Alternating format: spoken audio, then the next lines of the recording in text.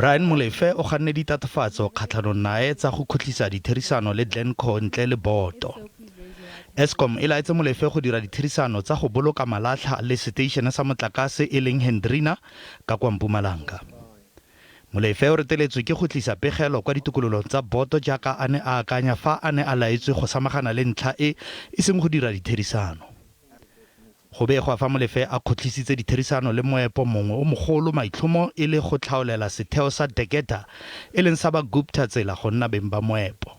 My understanding was that it was a substantive instruction to deal with the matter, irrespective of how the minute is minuted.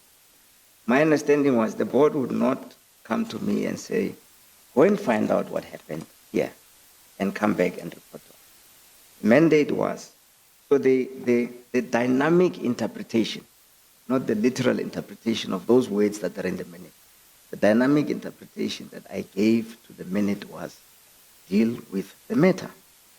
Glencore e dirisane le batlhankela ba namolo ya dikgwebo morago ga go retela ga ditherisano magareng ga bona le Eskom.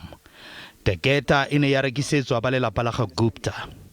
Glencore Optimum mine e fitlheletse madi a lekanyediwang go dibilione tsa diranta di le 1.6 pele ga ba dira thebolo ya tiro. Matlole a wana a fetolela go nna a netefatso ya gore banka e tla duelwa. Morago ga gore Deketa e reke moepo, dikotlhao tse di neng di balelwa go dibilione di le 2 tsa diranta di ne di a fokoletswa go dibilione di le 250 tsa diranta. Go le jalo Molefe o ne a rebola taelo ya gore go kokoanywe madi a dikotlhao le fa moepo o ne o santse o le ka fa tlase ga Glencore. It was brought to me as a legitimate claim that Eskom had.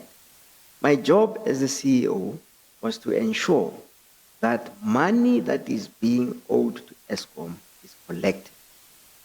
That is why I gave instructions that if needs be, we must issue summons. Go begwa fa Molefe a ne a gapeletsa Exaro go emisa go ntšhafatsa kontraka ya go neelana ka malatlha lebaka e le go tlhaolela Deketa tsela.